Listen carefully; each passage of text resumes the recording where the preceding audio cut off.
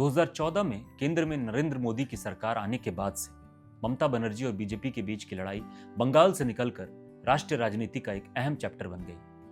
ममता आज पीएम मोदी की सबसे मुखर आलोचकों में से एक है। यह टकराव 2019 के लोकसभा चुनाव में चरम पर पहुंचा, जब बीजेपी ने बंगाल में 18 सीटें जीतकर सबको चौंका दिया।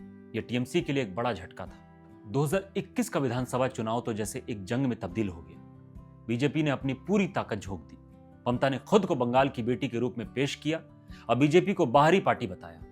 व्हील चेयर पर बैठकर पूरे राज्य में प्रचार करके उन्होंने अपनी जुझारू छवि को अब पुख्ता किया। नतीजे आए तो टीएमसी ने 213 से ज्यादा सीटें जीतकर बीजेपी को करारी शिकस्त दी और लगातार तीसरी बार सरकार बनाई। हालांकि इस बड़ी जीत के बावजूद ममता खुद नंदीग्राम से चुनाव हार गई। इस जीत के बाद ममता राष्ट्रीय राजनीति में बड़ी भूमिका निभाने की कोशिश कर रही हैं।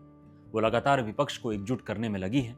सीएए का विरोध हो या केंद्रीय एजेंसियों के दुरुपयोग का आरोप, वो केंद्र सरकार को घेरने का कोई मौका नहीं छोड़ती। ये टकराव सिर्फ राजनीतिक नहीं बल्कि विचारधारा का भी है और आने वाले वक्त में भारतीय राजनीति की दिशा तय करने में इसकी बड़ी भूमिका होगी। तो ये थी ममता बनर्जी की कहानी, जमीन से उठकर शिखर तक पहुंचने का एक असाधारण सफर जो ताकत, टकराव और विवादों से भरा है।